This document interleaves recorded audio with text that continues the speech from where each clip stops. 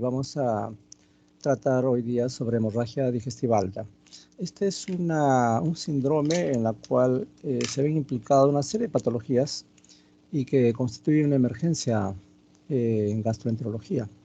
Ustedes de cuando en cuando van a ver esta patología cuando estén haciendo guardias, ¿no? Y entonces la conducta que tomen tiene que ser la más apropiada, ¿no? Cuando nos referimos a hemorragia digestiva, los clasificamos en dos grandes grupos, las de tracto alto y las de tracto bajo. Indudablemente toda hemorragia que se produce entre el esfínter esofágico superior y el ángulo de Treitz, eso se ha dado en llamar hemorragia digestiva alta, y todo lo que está por debajo, pues es una hemorragia digestiva baja, ¿no? En ese contexto hay una lista de enfermedades que van a producir sangrado digestivo alto, ¿no? Hay lesiones ulcerosas o erosivas, hay lesiones que son secundarias a hipertensión portal, hay malformaciones vasculares, hay postraumáticas o postquirúrgicas, hay tumores que pueden producir la hemorragia digestiva alta, ¿no? Así, por ejemplo, cuando se vincula úlcera péptica, muchas veces no se sabe la causa, a pesar que se investiga y queda como idiopática. Sin embargo, hay una lista de situaciones que pueden llevar a ello, entre ellas, por ejemplo, el uso de AINES o de aspirina, gente que es portadora de Helicobacter pylori, de citomegalovirus en el contexto de gente con algún grado de inmunosupresión, herpes inclusive puede ocasionar sangrado esofágico, por ejemplo, ¿no? O gente que tiene un componente anancástico y que puede tener por estrés sangrado digestivo alto. Solingredison es una tumoración que se ubica en el duodeno, eventualmente en el páncreas, gran productor de gastrina y también generador de úlcera péptica, ¿no? Los procesos de esofagitis péptica, las vinculadas a micosis, a citomegalovirus en gente con HIV, por ejemplo, o medicamentos, ¿no? Clásicos, por ejemplo, el alendronato que se utiliza en osteoporosis. Muchas veces el médico le prescribe a la anciana que toma alendronato como fijador de calcio y no le da mayores lineamientos, ¿no? Y entonces el alendronato es una droga muy compleja y hay que hacerle entender bien a los pacientes. Por ejemplo, que una vez que lo tome no debe recostarse. ¿Por qué? Porque regresa y literalmente quema, entre comillas, el esófago, produciendo una esofagitis muy marcada, ¿no? Igualmente tiene que tomarlo lejos de los alimentos, ¿no? Si toma con alimentos se forman grumos y pasa las heces y no aprovecha el medicamento, ¿no? Si tiene una función renal por debajo del 50% está contraindicado. Entonces, si nadie se fija en esas contraindicaciones, el paciente lo va a tomar a su libre albedrío y va a terminar haciendo esofagitis evidente, ¿no? Las tetraciclinas que antiguamente las abuelitas utilizaban para todo, ¿no? Servía para infecciones de tracto digestivo, para vía respiratoria, iba muy bien, ¿no? Pero lastimosamente hay que tomar cápsulas de 500 cada 6 horas y la mayoría al tercer cuarto día está vomitando porque le produce una esofagitis, una gastritis, ¿no? Quinidina es otro fármaco que por suerte ya no se usa, como antiarrítmico en cardiología se usaba, y así por el estilo hay una lista de entidades o de fármacos que pueden dar esofagitis. Cuando el paciente tiene de fondo una hipertensión portal, de hecho están a la cabeza las varices en el esófago y en el estómago, ¿no? Y eventualmente también se puede formar en duodeno. Luego tenemos las malformaciones vasculares, ¿no? La ataxia telangiectásica de Osler-Weber-Rendu, que es una enfermedad hereditaria, algunos angiomas, la lesión de Dielofoy, que ya vamos a ver más adelante, básicamente con un compromiso, un vaso de mediano calibre a nivel de la mucosa, entre otras, ¿no? Igualmente, gente que, por ejemplo, es un alcohólico crónico y está vomitando, o una paciente gestante con hiperemesis gravídica, puede producir un desgarro de la unión gastroesofágica, y en eso consiste el síndrome de Mallory-Weiss, ¿no? Que no viene a ser sino una fisura de esa unión por vómitos incoercibles, vómitos muy violentos, ¿no? O gente que ingiere cuerpos extraños, imperdibles, monedas, etcétera, ¿no? Niños pequeños sobre todo, ¿no? Entre otras, ¿no? Igualmente los tumores pueden sangrar, ¿no? Inclusive los tumores benignos, ¿no? Los antiguos leiomiomas, lipomas, que actualmente se llaman gastrointestinal stromal tumors, ¿no? Los GIST, o de los malignos, pues, ¿no? El adenocarcinoma gástrico, el linfoma mal, el Kaposi, etcétera, ¿no? Entonces, de tal manera que la lista es grande, como pueden ver, en relación a una causa que ocasione hemorragia digestiva alta. Una serie de estadísticas pueden variar de un lugar a otro. En el hospital donde yo trabajo, hace años hicieron un trabajo, un publicaron un artículo en la cual la primera causa era lesión aguda de mucosa gástrica, ¿no? Conocida como gastritis erosiva. Cuando ustedes hacen una endoscopia van a encontrar que la mucosa gástrica tiene una especie de picadura de pulgas y por ahí va resumando, va goteando la sangre, ¿no? Pero bueno, les hablo de hace 25, 30 años atrás, cuando hacíamos guardias, venía un paciente con hematemesis, con melena, y pues era fin de semana. En ese tiempo los gastroenterólogos no hacían guardias de retén y solo venían al hospital de lunes a sábado en las mañanas. Entonces sabía que si venía el sábado en la tarde, en la noche, esperar hasta el día lunes, y obviamente no podíamos esperar tanto tiempo, y se comenzaba el tratamiento en ese momento con ranitidina, ¿no? Todavía no existían los inhibidores de bomba de protones. Y de tal manera que cuando venía el lunes le programaban la endoscopia y no encontraban rastros de nada, ni de sangrado, ni de úlceras, ni tumores, nada, ¿no? Y lo que pasa es que la mejoría es dramática cuando se utilizan inhibidores H2 y mejor aún con inhibidores de protones. Las lesiones agudas de mucosa gástrica rápidamente mejoran, ¿no? Entonces, pero está subdiagnosticado. En general, para el grupo que trabaja en el Rebagliati, que es un poco el Olimpo de la gastroenterología peruana, allí las causas más frecuentes son úlcera, ¿no? Y úlcera péptica, ¿no? Que alcanza en algunas ocasiones que han hecho sendos trabajos por diferentes décadas, desde 31 hasta 67%, ¿no? Seguida muy cercanamente por varices esofágicas, ¿no? Alrededor del 30-39%. Malariba es otra causa relativamente frecuente. Las gastritis erosivas, ¿no? Conocidas como lesión aguda de mucosa gástrica y así. Entonces, estas neoplasias deben ser, perdón, estas causas deben ser pensadas cuando uno tiene un sangrado digestivo. En general, ya vamos a ver que lo vamos a clasificar en sangrado digestivo alto no varicial o de origen varicial, ¿no? Entonces, es bueno tener en cuenta, en mente, estas causas, porque de acuerdo a eso uno va a tomar una actitud. Entonces, como hemos dicho, constituye una real emergencia, de tal manera que uno tiene que contar con la competencia de varios profesionales, ¿no? La incidencia alcanza un 30 hasta inclusive 100 pacientes por cada 100.000 habitantes, ¿no? Y la mortalidad no es desestimable, el promedio es de 4-8%, pero ya vamos a ver de que de acuerdo al tipo de úlcera, por ejemplo, la mortalidad puede alcanzar 11-12%, ¿no? Entonces hay que tener en cuenta eso. Entonces, como hemos dicho, es una patología con un enfoque multidisciplinario, ¿no? Donde está el médico de guardia, que usualmente es un médico internista, es un médico general o un emergencista, ¿no?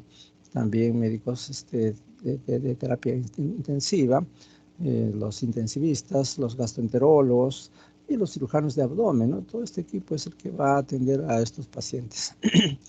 Las formas de presentación están reflejadas en esta transparencia, básicamente dos conceptos que tienen que ver con la hemorragia digestiva alta, la hematemesis y la melena.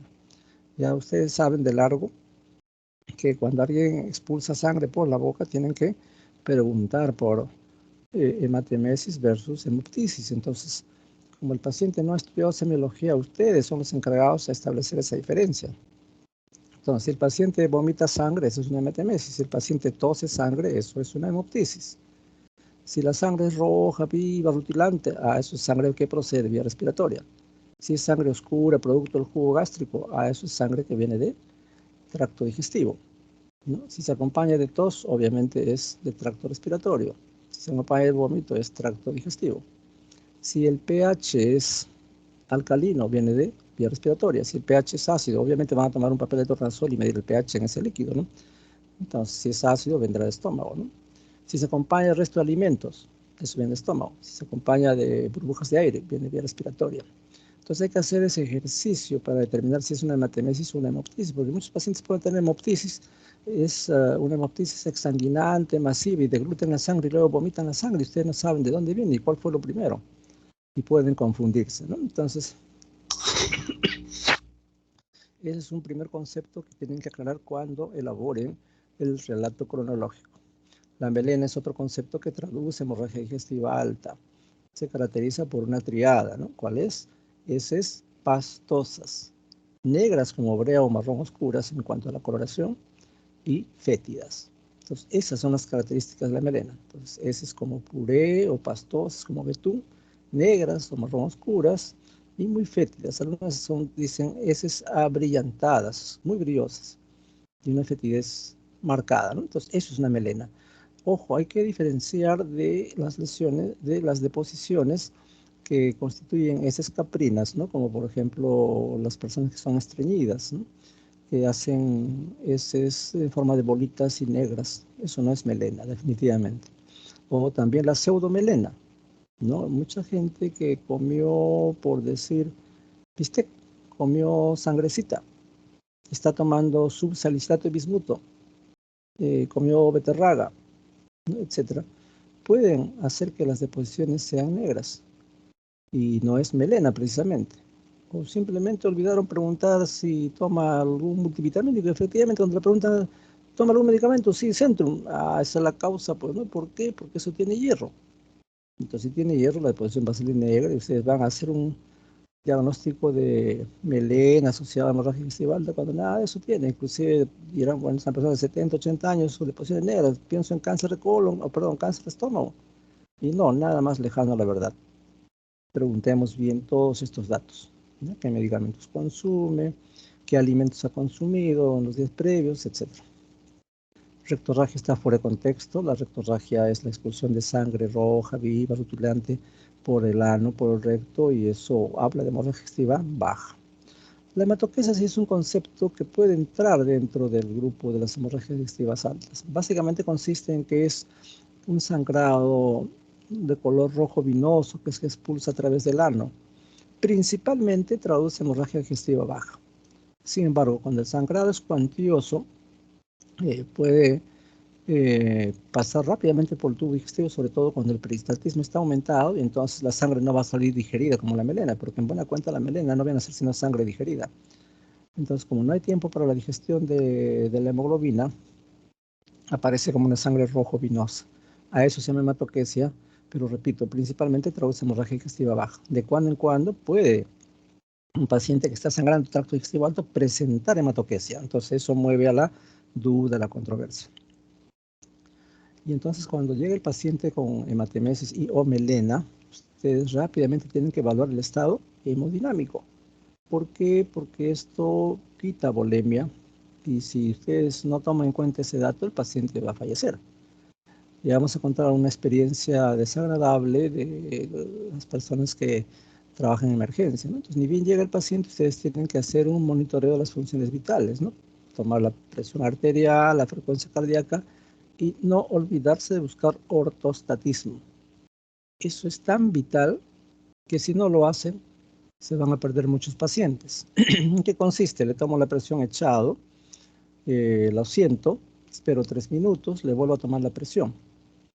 Si la tensión arterial sistólica o diastólica caen en 10 milímetros de mercurio entre la primera y la segunda posición, a eso se llama ortostatismo y eso me traduce que el sangrado es importante y que ese paciente bajo ningún punto de vista puede irse a su casa. Eso es una forma de buscar ortostatismo. La otra es con frecuencia cardíaca. Tomo la frecuencia cardíaca echado de cúbito dorsal, lo siento, espero 3 minutos. ¿Por qué 3 minutos? Porque es el tiempo en el cual puede entrar en juego el efecto vasoconstrictor, la búsqueda del tono vascular en gente que tiene adecuados niveles de presión. Cuando eso no se consigue, significa que falta volumen. Entonces, por eso 3 minutos. Entonces, le vuelvo a tomar la frecuencia respiratoria cardíaca sentado. Y si hay un incremento en 20, acá ya es un incremento. Cuando se toma la presión es una disminución. Cuando se incrementa la frecuencia cardíaca más de 20 latidos por minuto, también se considera que tiene ortostatismo. Por lo tanto, es un paciente que tiene que estar en reposo absoluto, no puede irse a su casa, va a fallecer en el camino.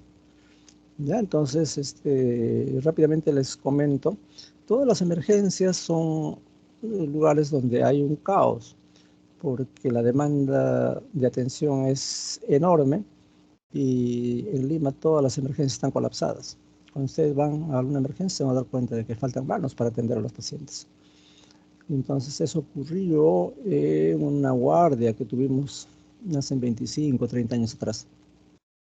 Llega un paciente con hematemesis, historia de melena. Generalmente cuando vienen estos pacientes le hacen su historia de ingreso, es una hojita rosada, le toman los datos, el interno le toma la presión, la frecuencia cardíaca, pero no le busca ortostatismo. Entonces, como ha habido evidencia de sangrado, faltan camillas, lo colocan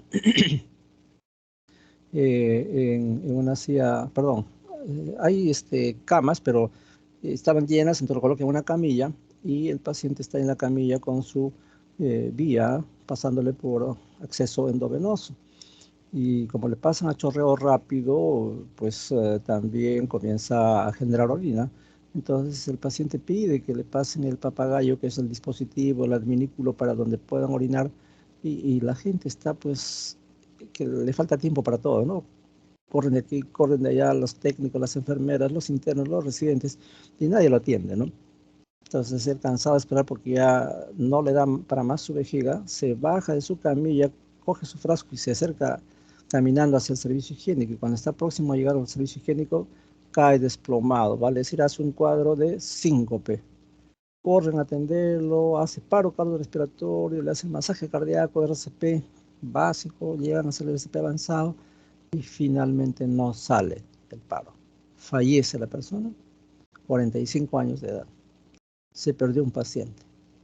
Cuando se revisa la historia clínica, no tiene ortostatismo. Si hubiera tenido ortostatismo, la indicación para la enfermera era reposo absoluto. Como diría un viejo maestro, tiene que estar quieto como un expediente. No se puede mover. Tiene que estar echado ahí. Y entonces se perdió el paciente. Entonces, por eso es importante hacer la búsqueda de ortostatismo, ¿no? El siguiente paso es confirmar la hemorragia digestiva, ¿no? Para eso le colocamos una sonda nasogástrica y luego se hace un aspirado, ¿no? Para confirmar eso, porque muchas veces viene con la historia, pero nadie ha visto. Entonces, muy de vez en cuando va a encontrar gente que simula enfermedad para obtener una ganancia secundaria, ¿no? Inmediatamente se puede iniciar por vía parenteral los inhibidores de protones, que ha mostrado un gran beneficio. Y bueno, cuando hacemos la historia clínica hay que ver cómo se presentó, si fue en forma gradual o progresiva, cuánto tiempo tiene de sangrado digestivo, qué otros síntomas lo acompañan, ¿no? Tiene náuseas, tiene vómitos, tiene cólicos, está ingiriendo en algún medicamento de los que hemos mencionado, es un consumidor crónico de alcohol o de fondo ya tiene cirrosis, ¿no? Vale ser una hepatopatía crónica. Y también es capital preguntar si es un paciente coronario, puesto que si es un paciente coronario su riesgo es mayor, ¿no? Si ya previamente es un paciente hipertenso, diabético y ya ha tenido un infarto, por ejemplo, pues si ustedes no toman en cuenta eso, es un paciente que tiene comorbilidad y su riesgo es mayor y pueden fallecer. ¿Por qué? Porque hacen hipovolemia, aumenta la isquemia a nivel cerebral, miocárdico renal, es un paciente que va a hacer falla multiorgánica. La falla multiorgánica es una causa de muerte en gente en terapia intensiva, ¿no? 99% de gente que tiene lo que se llama disfunción orgánica múltiple van a fallecer. Entonces la idea es evitar que se tornen disfuncionantes dos o más aparatos. A eso se llama falla multiorgánica o disfunción orgánica múltiple. Si tiene insuficiencia renal, insuficiencia respiratoria, eso es disfunción orgánica múltiple. O puede tener insuficiencia hematológica, por ejemplo, insuficiencia hepática. Eso es disfunción orgánica múltiple, ¿no? Luego, en el examen físico, lo que he dicho, ¿no? Hay que valorar la hemodinamia, presión arterial, frecuencia cardíaca, búsqueda de ortostatismo, ¿no? Hay que ver si está pálido, ¿no? Obviamente, si está pálido significa porque está anémico y que está sangrando, ¿no? Hay que buscar estigmas hepáticos. Ya más adelante nos va a tocar la clase de semiología, de vías biliares. Y en ese contexto les vamos a mostrar que hay una lista de estigmas que traducen cirrosis hepática, como son las palmas hepáticas, la circulación colateral, los nevis araña, la ginecomastia, la telangiectasia, etcétera, etcétera, son estigmas. Entonces ustedes le miran las manos, ¿no? Si hay eritema en la región tenar, hipotenar con hipotrofia de músculos de esas zonas, pues esas son palmas hepáticas. Y evalúan el abdomen y hay unas sarta de venas superficiales, pues tiene circulación colateral. Es un paciente a las claras que tiene cirrosis hepática, que ya está haciendo hipertensión portal y que de hecho tiene varices esofágicas y por ahí está sangrando, que por lo demás pueden producir sangrados masivos, sangrados muy evidentes. Muy bien. Entonces, los síntomas pues, con los cuales van a venir tus pacientes se reflejan esta transparencia, ¿no? Hematemesis y melena son capitales preguntar por separado. Y hay gente que también va a tener ambos juntos, ¿no? Al mismo tiempo, melena y hematoquesis. Hay gente que solamente dice hematemesis y gente que solamente dice melena, ¿no? Y así por el estilo, ¿no? Otra consideración es el síncope que acabo de referirles, el paciente que falleció. Hay mucha gente que viene con cuadros de dispepsia, meteorismo, náuseas, vómitos, balonamiento, eructos, etcétera, ¿no?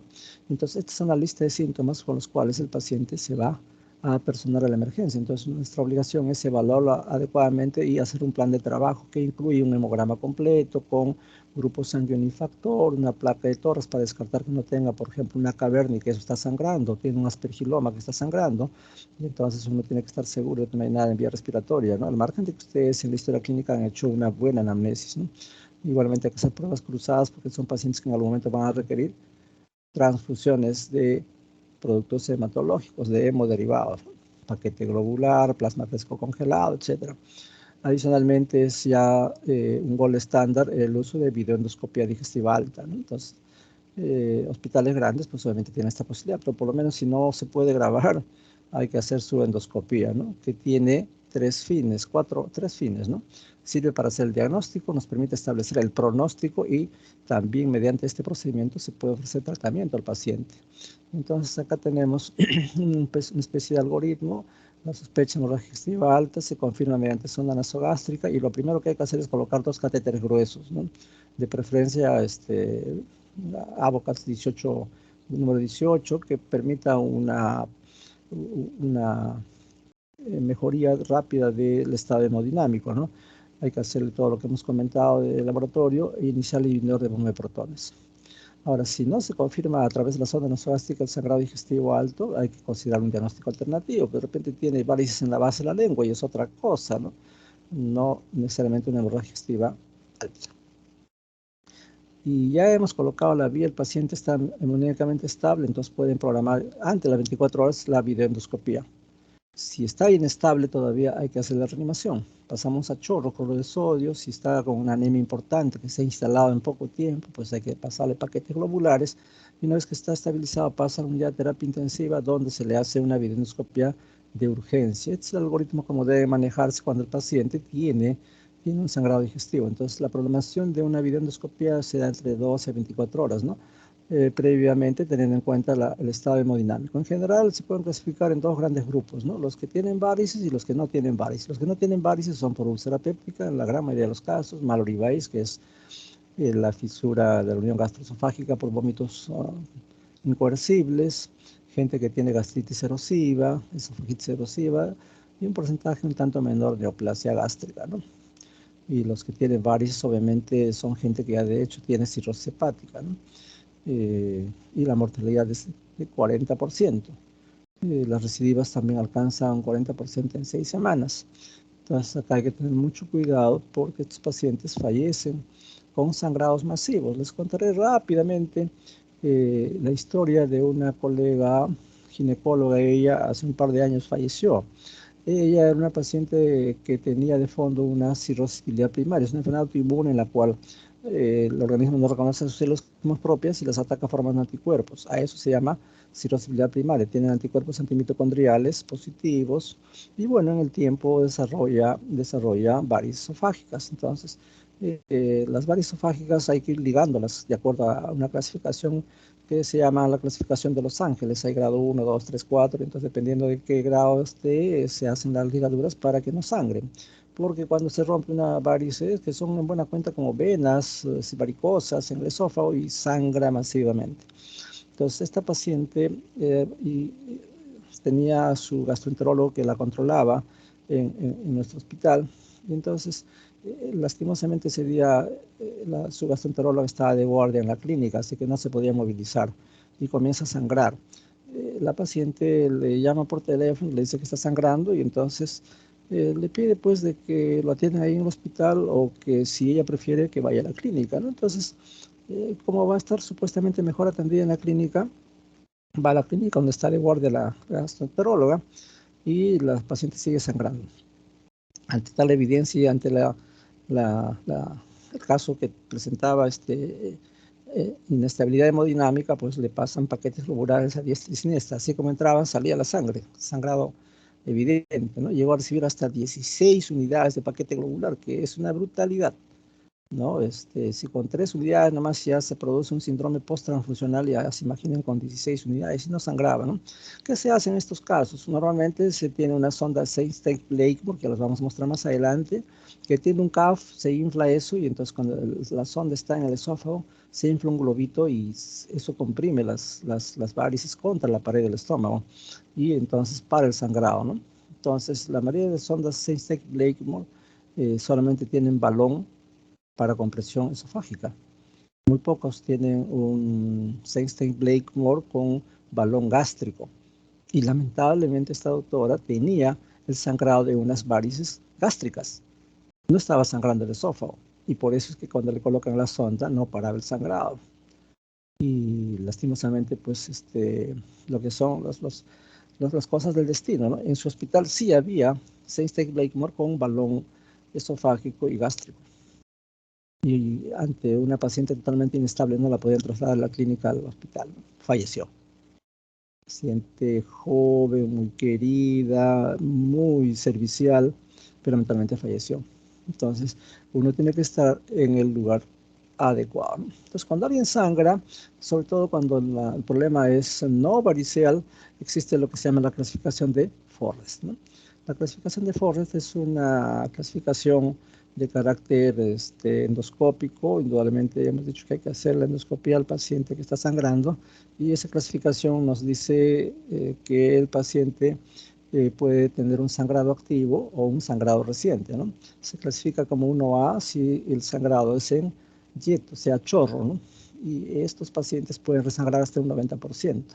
El 1B es sangrado en capa o sangrado babeante o un sangrado resumante, ¿no? 20-30% del sangrado, ¿no? Entonces, estas dos obviamente tienen una mayor mortalidad, como vemos en la siguiente transparencia, por la posibilidad de resangrado que es alta. Luego vienen los que han sangrado recientemente, el 2A, 2B y 2C. En el A es el vaso visible que no está sangrando, en el B hay un coágulo que está adherido y en el C es un fondo ulceroso de carácter hemático. La posibilidad de resangrado disminuye un poquito y la mortalidad también. Y si es que no hay ninguna evidencia de sangrado, es un tipo 3, una lesión limpia sin ningún estigma, ¿no? Entonces, esa clasificación tienen que manejarla adecuadamente, ¿no? Entonces, acá tenemos la evidencia de un Forrest 1A. Miren, es un chisguetito, literalmente. Miren este chorro de sangre cómo está saliendo, ¿no? Como si fuera la manguera de un bombero. Esto es el 1A. Acá también tienen otro 1A. Acá tienen otro A. ¿Cómo sale la sangre, no? Obviamente acá mediante la endoscopia tienen que ponerle polidocanol, hay diversas formas, ya vamos a ver más adelante, argonplasma, etcétera, para parar el sangrado. Estos son los pacientes que se van a morir. Este es un 1A, ¿no? Acá tienen un 1B, el 1B es un sangrado en capa, ¿no? Un sangrado que le llaman en napa, sangrado babeante, ¿no? Todo esto acá, miren. Esto es un 1B, eso se ve en la endoscopía. Este de acá es un 2A, el 2A es un vaso visible acá, ¿no? Entonces es un vaso que está sangrando. Ese es un 2A. Este es un 2B. El 2B es un coágulo adherido, ¿no? Acá está el coagulito. Acá también está el coágulo enorme, ¿no? Ese es un 2B. Un 2C es una mácula plana, ¿no? ¿Okay? Entonces eso tiene mejor pronóstico. Este es un 3, ¿no? Es un fondo, miren, a diferencia de las anteriores que eran negras, feas, anfractuosas, esta es una capa, un fondo limpio, ¿no? El paciente ya sangró y está en proceso de recuperación. Este es un 3, ¿no? Entonces, esta escala sirve para evaluar pronóstico, ¿no? ¿Por qué? Porque ya hemos visto que el porcentaje de resangrado en el 1A, en el 1B, es de 60 hasta 80, 90% según la serie, acá hasta 95%, ¿no? Y entonces esto finalmente nos permite establecer el pronóstico, ¿no? El pronóstico es que 11% van a fallecer, hagan lo que hagan, cuando es un 1A, 1B. Entonces, cuando usted está en un paciente que el gastro les ha enviado la endoscopía y les dice Forrest 1A, tienen que informar a la familia. Si es una persona de 60, 70 años, decirle su riesgo de fallecer es 10%. De cada 100 personas, 10 fallecen, hagan lo que hagan. Entonces ustedes ya pusieron en autos, porque después la familia se queja y dice, no, nunca me dijeron nada, mi paciente vino estable. Y nada de eso, ¿no? Entonces, es importante establecer la mortalidad. Los pacientes que tienen el 2A también tienen su riesgo de fallecer de 11% y después va disminuyendo la mortalidad. Entonces, la clasificación de Forrester que ayuda a establecer el pronóstico, ¿no? Entonces, ¿qué otros factores intervienen para establecer el pronóstico? Uno es la edad, ¿no? Cuanto más edad se tiene, por encima de los 60 años, el riesgo de fallecer se incrementa, ¿no? Si hay una comorbilidad grave, por ejemplo, es un paciente que además tiene EPOC, es un paciente que es coronario, etcétera, ¿no? Si el paciente llega con shock hipovolémico, ¿no? Ya creó hipotensión arterial, eso llevó a disfunción orgánica múltiple, y la mortalidad de los que tienen 2 o más aparatos y sistemas disfuncionantes, pues van a terminar muertos, ¿no? O la enfermedad ulcerosa, como hemos visto, el 1A, 1B tiene mayor riesgo de sangrado, ¿no? O porque la localización de la úlcera son las que más sangran, aquellas que están en la pared posterior, en el duodeno o en la curvatura menor gástrica son las que más sangran, ¿no? O si la úlcera es enorme, ¿no? Más de 1 centímetro. Entonces, estos son los que más evolucionan tórpidamente. ¿Qué hay que hacer de tratamiento? Una reanimación inicial, tratando de establecer estabilidad hemodinámica. Hay que hacerle una endoscopía rápidamente dentro de las 24 horas y el tratamiento farmacológico con inhibidor de bomba de protones. Muchas veces han intentado todo esto y el paciente no se compensa, sigue sangrando, entonces es tiempo para que cirugía ingrese a sala de operaciones al paciente, ¿no? En los últimos 30 años, con el advenimiento de inhibidor de bomba de protones, esto ha cambiado dramáticamente, ¿no? Antes los cirujanos operaban a cada rato úlceras perforadas, ¿no? Habían operaciones de gastrectomía parcial, total, habían operaciones con nombre propio, ¿no? Había una vagotomía troncular, había la operación de la tarjeta, etcétera, toda una serie de técnicas. Los cirujanos han ido perdiendo terreno en estos 30 años. ¿Por qué? Porque los inhibidores de protones son tan eficaces que ya la gente no termina en sala de operaciones, ¿no? Muy bien, entonces se hace la endoscopía entre las 12 y 24 horas, el paciente ya está hemodinámicamente estable, la sensibilidad específica alcanza un 95% y ustedes pueden hacer hemostasia, ¿no? En el 80-85%. A pesar de haber ingresado con endoscopio, hay un 20% que no van a evolucionar bien. Entonces hay que, por la posibilidad de sangrado, hacerle una segunda endoscopia, una segunda miradita. Y entonces en la segunda miradita, pues uno va a tomar decisiones. Ya en la primera pueden haber hecho terapias de infusión, ¿no? O sea, entran con el endoscopio y alrededor de la úlcera que está sangrando le pueden colocar adrenalina, produce vasoconstricción y deja de sangrar. O le pueden poner polidocanol, que es otra sustancia que evita el sangrado, ¿no? O la aplicación de argón láser, que es una terapia térmica, que produce hemostasia en un 98%. O ponerle las ligaduras endoscópicas, ¿no? Se puede ligar las varices a través de la endoscopía cuando el sangrado es de carácter variceal, ¿no? Adicionalmente, en la segunda mirada, esos sistemas endoscópicos que están resangrando, como son el Forrest 1A, 1B, 2A, y ha terminado con resultados pues, que no solucionan el problema, entonces hay que entrar a cirugía, ¿no? Entonces, eso es una decisión que hay que tomar durante la evolución del paciente, ¿no? Muy bien. Entonces, el tratamiento médico implica un inhibidor de bomba de protones, ¿no? Omeprazol existe en forma parenteral, hay otros también como pantoprazol, por ejemplo, que se puede dar en forma endovenosa. En sí no detiene la hemorragia propiamente, sino disminuyendo la acidez del estómago pueden contribuir a que mejore notablemente, ¿no? Reduciendo el riesgo de resangrado y obviamente de mortalidad. La mayor parte de las personas que fallecen es por resangrado, ¿no? Y con comorbilidades propias de su edad o de otras patologías. Cirugía, cuando el paciente está inestable, no puede lograrse estabilidad hemodinámica con 5 o 6 paquetes globulares, entonces ya es momento de entrar a la sala, no hay que esperar que el paciente fallezca, como ocurrió con la ginecóloga que les he referido. ¿No? O cuando el paciente ha presentado resangrado luego de 2 procedimientos endoscópicos, es un paciente que ya no vale la pena seguir intentando esta chance, salvo que su hospital no tenga capacidad de resolución, pues, ¿no? El lugar donde trabaja no siempre tiene la capacidad de resolución, ¿no? Como digo, cuando ya el paciente recibe más de 6 unidades, en 24 horas es un paciente que tiene que contemplarse la opción quirúrgica, ¿no? Puesto que la mortalidad es alta. ¿No? Los procedimientos quirúrgicos incluyen la gastrectomía subtotal con vagotomía troncular o selectiva, sutura hemostática de la úlcera se cierra con unos puntitos, ahí se hace una vagotomía y drenaje gástrico, ¿no? Y se le salva la vida al paciente, ¿no? Entonces es un poco el algoritmo en aras del tiempo que vamos avanzando porque la doctora Coahuila debe estar esperando a su grupo y también mi grupo. Úlceras pépticas, ¿no? Son otra condición que produce hemorragia digestiva alta. Acá hay una solución de continuidad, se pierde tejido blando, usualmente mucosa, submucosa. Este curso crónico pueden comprometer las 4 capas del estómago o del duodeno, y la evolución se va a caracterizar por periodos de actividad y remisión, ¿no? Epidemiológicamente se sabe de que las más frecuentes, las úlceras pépticas más frecuentes radican en duodeno con una proporción de 5 a 1, ¿no? Y la prevalencia en población adulta es del 10%. Indudablemente las úlceras duodenales es más prevalente en adultos jóvenes, entre 30 y 55 años. En cambio, las gástricas en adultos mayores, tercera edad usualmente, ¿no? Entonces, esta consideración también hay que tener, ¿no? Cuando enfrenten un paciente de 60, 70 años, piensen que primero está sangrando el estómago. En cambio, si es más joven, está sangrando del duodeno, ¿no? Eso por frecuencia, ¿no? Entonces, las úlceras duodenales que sangran más frecuentemente están ubicadas en la porción posterior del bulbo duodenal, ¿no? En cambio, las gástricas, en la clasificación de Johnson, ya hemos visto que la curvatura menor es la que más sangran.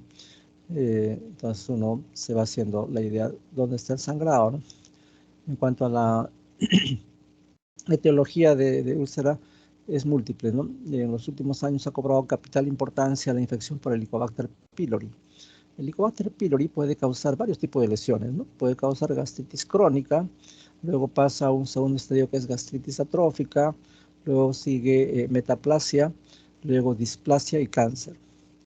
Claramente está reconocida la vinculación del Helicobacter como generador de linfoma MALT, que es un cáncer de estómago. Ese cáncer de estómago es ocasionado por el Helicobacter, y eso no es gratis. Comenzó hace 10 años atrás. Entonces, gente que tiene infección por Helicobacter en Perú, usualmente le dan tratamiento para Helicobacter. Pero las conferencias, el último consenso de Maastricht, considera que solo se debe usar cuando hay linfoma MALT o cuando hay displasia, ¿no? ¿Por qué? Porque en países desarrollados tienen toda una estructura sanitaria en la cual usted ve a un paciente y le encuentra Helicobacter pylori, tiene, por decir, una gastritis crónica atrófica. Entonces usted le dice, mire, tiene que repetirse la endoscopia en 6 meses, y por la posibilidad que pueda hacer una neoplasia. Y el paciente efectivamente regresa a los 6 meses. Tiene toda una cultura de sanidad, ¿no? Acá en Perú no, pues, ¿no? Tú le diagnosticas un Helicobacter ahora y le dices que venga en 6 meses, un año, y se aparece a 10 años, cuando ya tiene todo un cáncer a todo dar, ¿no?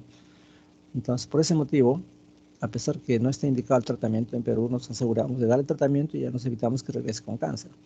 Pero estrictamente se debe tratar el Helicobacter si es que tiene linfoma MALT, que es una neoplasia que puede revertir parcialmente con el tratamiento, o cuando tiene displasia, que es el paso previo a la neoplasia. Otra causa son los AINES. Largamente se sabe que hay varios mecanismos que hacen que el paciente presente úlcera, principalmente la inhibición de prostaglandinas, pero habitualmente el efecto tópico también del mismo AINES sobre la mucosa gástrica, ¿no? De cuando en cuando, entre 5 a 10%, no va a encontrar una causa. Hay úlceras de estrés. Las úlceras de estrés son pacientes con un estrés supremo, ¿no?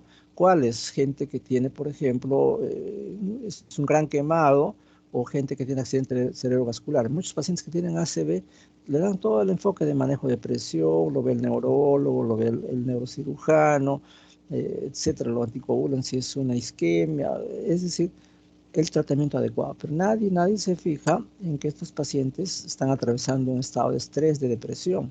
¿Por qué? Porque era gente que se valía por sus propios medios y de un momento a otro ya no pueden movilizarse, y eso les crea aprehensión, y eso genera úlceras de estrés. Entonces, las úlceras de Curling es uno, y las otras se llaman úlceras de Cushing. Se da en grandes quemados y en pacientes con accidente cerebrovascular. No olvidarse ese grupo de pacientes, y el tratamiento tiene que ser enfocado también a ese punto. Darle antidepresivos es uno, hacerle psicoterapia, y dos, darle fármacos que no alteren el pH. ¿Por qué? Porque si yo le doy un inhibidor de bomba de protones, por ejemplo, sabiendo que es una úlcera por estrés, ¿no? O le doy un bloqueador H2, tipo ranitidina, nisatidina, o simplemente le doy un antiácido, pues ¿qué estoy haciendo? Estoy bloqueando la acidez. Entonces los gérmenes de tractos bajos colonizan tractos altos y se producen neumonías aspirativas. Como ya no hay acidez en el estómago, entonces los gérmenes replican a nivel gástrico, de tal manera que el tratamiento de prevención en úlceras de estrés en gente que es gran quemada o que tiene un ACV es básicamente el uso de sucralfato, ¿no? Que es como un gel que se pliega la pared del estómago y evita que el jugo gástrico lo ataque, ¿no? Restableciendo un poco la integridad de la mucosa gástrica. Desde el punto de vista fisiopatológico, ¿qué factores tenemos para úlcera? Lo que acabamos de mencionar, ¿no? El tabaco, el alcohol, existen factores genéticos, el estrés dependiente de la patología, el uso crónico de AINES, la infección por Helicobacter pylori, todos estos van a deteriorar la capa de mucosa que existe en el estómago. Adicionalmente, el incremento de la secreción del jugo gástrico, ¿no? Más ácido, más pepsina, termina finalmente en úlcera, ¿no? Entonces, es la fisiopatología que lleva a plantear esta posibilidad. Desde el punto de vista de patogenia, hay algunas diferencias. Esto en aras del tiempo se lo dejamos para que ustedes lo revisen en casa. La presentación clínica es no complicada o complicada, va a depender de la comorbilidad. Y bueno, tener en cuenta que la presentación de las úlceras gástricas se van a caracterizar ambas, sea gástrico duodenal, por la presencia de dolor. En el 100% de los casos hay dolor, ¿no?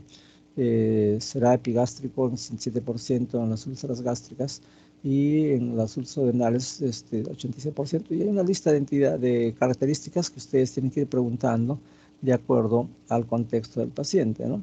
Entonces, miren, hay síntomas adicionales como son anorexia, pérdida de peso, pirosis, náuseas, vómitos, que les pueden inducir a pensar en una u otra chance, ¿no? Entonces, por ejemplo, pérdida de peso, ¿no? Principalmente úlcera gástrica, ¿no? Sensación de vómitos más en úlcera gástrica, ¿no? Sin embargo, la sensación de pirosis parece un contrasentido porque es más presente en gente con problemas esofágicos, asisten a aquellos pacientes duodenales, así como la localización epigástrica, ¿no? Que parece un contrasentido. Una vez que ustedes ya tienen un diagnóstico evidente, pues tiene que ser manejado primero en la emergencia y luego ya cuando le van a dar de alta, tiene que continuar sus controles por gastroenterología, ¿no? Tener un diagnóstico de certeza, se debe haber tomado biopsias en el contexto de gente con Helicobacter pylori, por la posibilidad de que esto le ocasione un linfoma o también porque el paciente puede tener una úlcera de aspecto endoscópico maligno y que hay que demostrarlo mediante la anatomía patológica, ¿no? Que ese es un cáncer. Los cánceres usualmente cuando son benignos son úlceras muy limpias, úlceras muy delimitadas, ¿no? En cambio, cuando es un cáncer es todo anfractuoso, necrótico, ¿no? Entonces, endoscópicamente el gastro le inyecta un poquito de aire con el endoscopio, un poquito de líquido, y es una pared rígida, por ejemplo, ¿no? Eh, Eso se ve en el grado 4, en el estadio 4 de un cáncer avanzado, ¿no? La pared del estómago no es maleable, no se modifica, ¿no? Se llama linitis plástica. Eso, por ejemplo, el solo hecho de poner un chorrito de aire y no se mueve esa porción de los ángulos, esta es una linitis plástica, es un cáncer gástrico avanzado. Los cánceres gástricos clasifican tempranos y avanzados. Y si es un avanzado, pues no hay mucho que hacer porque ya pasó la capa mucosa, ¿no? Como ya vamos a ver más adelante. ¿Qué sería el tratamiento? Una dieta fraccionada, de poco volumen. Indudablemente debe estar prohibido el tabaco, el alcohol y el café. Y no solamente como consumo personal, sino gente que lo rodea, ¿no? Entonces no debe estar con personas que fuman, por ejemplo, ¿no? Y luego hay que utilizar los fármacos, los inhibidores de bomba de protones, ¿no? Hay que tratar el Helicobacter pylori, como ya hemos dicho, en nuestro medio estamos tratando a todos. No es en sentido estricto así, pero hay que hacerlo, ¿no? Y de vez en cuando, pues, se optará por el tratamiento quirúrgico, ¿no? Úlcera péptica casi ya no se opera, ¿no? ¿Qué complicaciones se pueden presentar? Pues obviamente hemorragias, ¿no? Que inestabilizan al paciente. Acaba de recordar un Forrest 1A, ¿no? El sangrado en chisguete, ¿no? O eventualmente se produce una perforación. Y cuando hay perforación va a encontrar un signo radiológico que se llama signo de Jobert. ¿En qué consiste? Miren, esta muesca de aire debajo del diafragma significa que hay una víscera hueca que se ha perforado y el aire por gravedad asciende debajo de los hemidiafragmas, ¿no? Entonces, eso es una complicación, ¿no? Es un neumoperitoneo esa complicación secundaria de la perforación de una víscera hueca, ¿no? 75% de los casos corresponden a úlcera duodenal, sin embargo, en menos del 4% se van a perforar, ¿no? Es más frecuente en hombres, una proporción de 2 a 1, y esto baja notablemente su incidencia cuando utilizan inhibidor de bomba de protones, ¿no? Entonces, hay que tener en cuenta esa posibilidad de perforación. En la perforación aguda, indudablemente, ¿qué otra complicación se va a producir? Peritonitis, ¿no? Una peritonitis bioquímica, ¿no? Por el sangrado, por el jugo gástrico, ¿no? Y el paciente va a presentar abdomen entable. Entonces, cuando ustedes hacen la palpación superficial, van a encontrar un abdomen duro, ¿no? Obviamente, si un paciente que está con sangrado activo estará haciendo un shock hipovolémico, ¿no? Su respiración será polipneica y muy superficial, ¿no? A veces la perforación es subaguda, y en ese caso se habla de una úlcera penetrada a órganos vecinos, ¿no? Por ejemplo, al páncreas. Todo esto requiere un tratamiento quirúrgico de urgencia, ¿no? ¿Qué estudios hay que hacer? Pues pedir hemograma, grupo sanguíneo, glucosa, etcétera, ¿no? Su placa de tórax para ver si hay neumoperitoneo. Acá se ve neumoperitoneo en los dos semidiafragmas, una radiografía de abdomen de pie para ver si hay distensión abdominal, niveles hidroaéreos que además pueden estar produciéndose una obstrucción intestinal, ¿no? Y el manejo inicial es soporte hemodinámico, colocación de sonda nasogástrica, nivel de bomba de protones, eventualmente cobertura antibiótica. Hay que manejar el dolor indudablemente y hacer la interconsulta a cirugía, ¿no? ¿Qué hace el cirujano? Pues toma biopsia, hace una plastía con el epiplon tratando de tapar el huequito, entre comillas, ¿no? Pasemos a otra patología que es cáncer gástrico. El cáncer gástrico, desde el punto de vista epidemiológico, constituye una enfermedad neoformativa frecuente de esta órgano. Pues hay varias versiones del cáncer gástrico, ¿no? La más frecuente indudablemente es el adenocarcinoma, pero sin embargo existen los tumores GIST, existen los linfomas MALT, los carcinoides, etc. ¿No? Dentro del contexto de todo tubo digestivo, después del cáncer de colon, sigue el cáncer gástrico, ¿no? Es más frecuente en varones, con una proporción de 2 a 1, la mayor incidencia es en gente por encima de 50 a 60 años, y en Japón, por razones de exposición a radiación, pues es más frecuente encontrar, y también por cuestiones genéticas, es más frecuente encontrar cáncer gástrico, ¿no? Repito, de largo la causa más frecuente es adenocarcinoma, ¿no? Es la versión del cáncer más frecuente en estómago. Las causas son multifactoriales, son de carácter nutricional, gente que consume mucha sal y nitratos, gente que tiene deficiencia de vitamina A y C, alimentos ahumados en sus parrilleros, gente que consume muchos ahumados, tienen exposición a una sustancia que es la nitrosamina. La nitrosamina tiene que ver mucho con los cánceres del tracto digestivo, peculiarmente colon y estómago, ¿no? Hay trastornos genéticos como aquellos que tienen anemia perniciosa, en la cual hay una gastritis atrófica, producen casi nada de factor intrínseco y por lo tanto son gente que hace anemia perniciosa, que es una forma de anemia megaloblástica, ¿no? En donde definitivamente hay falta de vitamina B12, a pesar que su aporte es adecuado, no se absorbe. Para que se absorba la vitamina B12 se necesitan 3 factores, ¿no? Uno es el aporte exógeno en la dieta, dos es eh, el factor intrínseco y 3 enzimas pancreáticas. Entonces se forma un conglomerado de las 3 cosas y recién bajo esa forma se absorbe a nivel del íleo. Cuando falta uno de ellos, la vitamina B12 pasa a la heces y el paciente hace anemia megaloblástica, ¿no? Entonces, la anemia perniciosa consiste en que hay anticuerpos contra factor intrínseco que evitan que el paciente produzca factor intrínseco, por lo tanto, a los pacientes les va a faltar vitamina B12 toda su vida. Acá es, obviamente, el tratamiento es parenteral, de por vida, ¿no? También se ha visto una clara asociación entre grupo sanguíneo A. Los que tienen grupo sanguíneo A tienen que hacer a partir de los 40 años sus endoscopías secuenciales, porque se ha visto que estas personas son más propensas a hacer cáncer gástrico, ¿no? O historia previa de cáncer gástrico en una familia, es un factor, ¿no? un plus. A veces uno tiene en su familia un cáncer de próstata y no necesariamente significa que todos los hijos van a ser cáncer de próstata. Tiene un componente genético que puede implicar cáncer a otros niveles, piel, pulmón, etc. Pero en el caso peculiar de estómago sí cuenta el antecedente de cáncer gástrico en la familia. Entonces uno tiene que cuidarse de eso. Lesiones precursoras, la gastritis crónica atrófica, ya lo he mencionado varias veces, es un denotador de que el paciente está caminando hacia una metaplasia, displasia y finalmente cáncer, ¿no? Los pólipos adenomatosos, cuando son múltiples, tienen que ser retirados porque en algún momento se pueden malignizar. Y otra condición es la enfermedad de Menetrier, ¿no? Que es una gastritis hipertrófica, una mucosa redundante que produce eventualmente diarrea y termina en cáncer de estómago, ¿no? El tabaco está largamente demostrado que es así. No solamente causa cáncer de pulmón, cáncer de esófago, cáncer hepático, pancreático, sino también cáncer gástrico. Es reiterativo mencionar que el Helicobacter tiene que ver con cáncer gástrico. Entonces, todos estos factores deben ser tomados en cuenta, ¿no? Clínicamente, hemos dicho que el cáncer gástrico en su versión adenocarcinoma tiene 2 formas, ¿no? El cáncer gástrico temprano, también conocido como early cáncer o cáncer gástrico precoz, y el cáncer gástrico avanzado, ¿no? Acá se utiliza una clasificación que se llama de llamada. Esa clasificación tiene 1A, 1B, 2A, 2B, así, ¿no? Una clasificación. Y tiene la presencia clínica de dispepsia, dolor cólico difuso, puede cursar con anemia, con vómitos y ya existe pérdida de peso. Acá el compromiso está circunscrito a la mucosa y submucosa. Cuando es un avanzado, ya ha pasado a la muscular. Obviamente este es un cáncer que tiene mal pronóstico, ¿no? El paciente ya presenta un síndrome consuntivo, pierde 6, 8 kilos de peso en un mes, ya está cursando clínica evidente de hemorragia digestiva alta, puede tener un síndrome pilórico, ya se palpa el tumor. Cuando ustedes examinan el abdomen van a encontrar tumor, ¿no? Y hay ascitis. Desde el punto de vista metodológico, pues hay que hacer el diagnóstico mediante una videoendoscopía, pero muchas veces es tardío, ¿no? Desde el punto de vista del laboratorio tienen anemia, entre otras cosas, y hay que hacer una videoendoscopía y referirlo para anatomía patológica, ¿no? Que es el que va a dar diagnóstico en el 100% de los casos. Indudablemente toda neoplasia merita hacer un estadiaje. Para eso tenemos que pedir tomografía de tórax, de abdomen, y acá hay claramente una metástasis hepática, ¿no?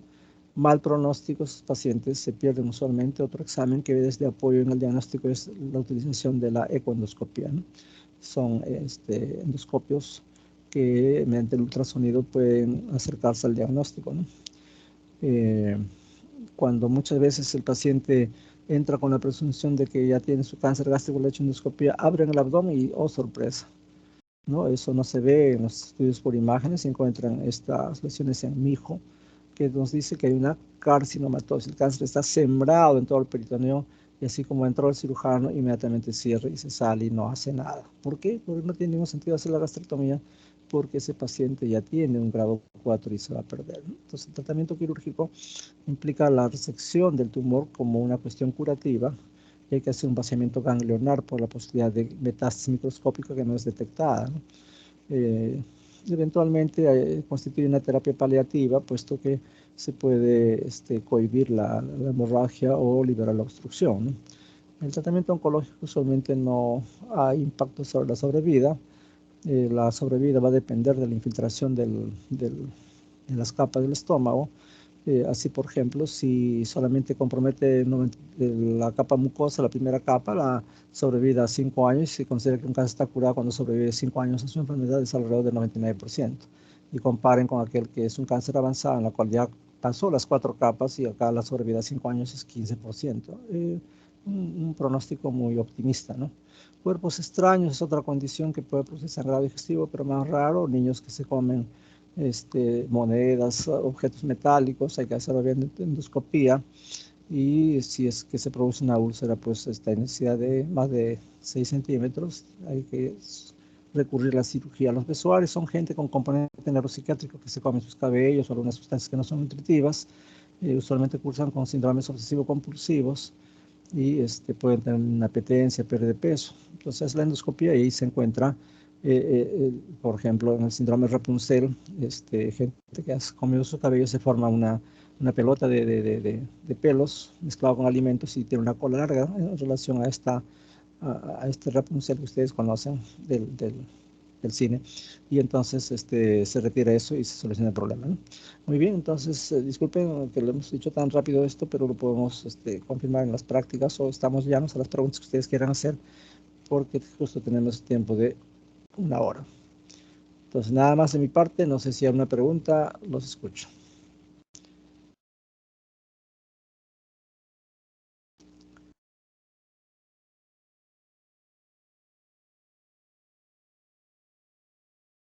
Bueno, si no hay preguntas, acá nos quedaremos. Disculpe, una consulta. Buenos días. Sí, dígame. ¿Podrías repetir la parte de por qué no se usa bombas de inhibidores de protones en el caso de cuando hay o por estrés fisiológicos en el caso eh, de la primera patología? ¿Cómo se Bueno, estudia? las úlceras de estrés, hemos señalado que no debemos alterar el pH. Ya. Esto es un tratamiento de mediano aliento. Cuando ustedes utilizan los 3 medicamentos que normalmente se utilizan para gastritis o para úlcera, son Uno es antiácidos, ¿no? Hablamos de magaldrato, hidróxido de aluminio, hidróxido de magnesio. Uno. Dos, los bloqueadores H2, que son desde la antigua cimetidina, pasando por rentina, que dicho sea de paso ya está retirada al mercado, que tiene un componente que era una nitrosamina que se ha visto involucrada con cáncer. Famotidina es otro que está en ese grupo de los bloqueadores H2.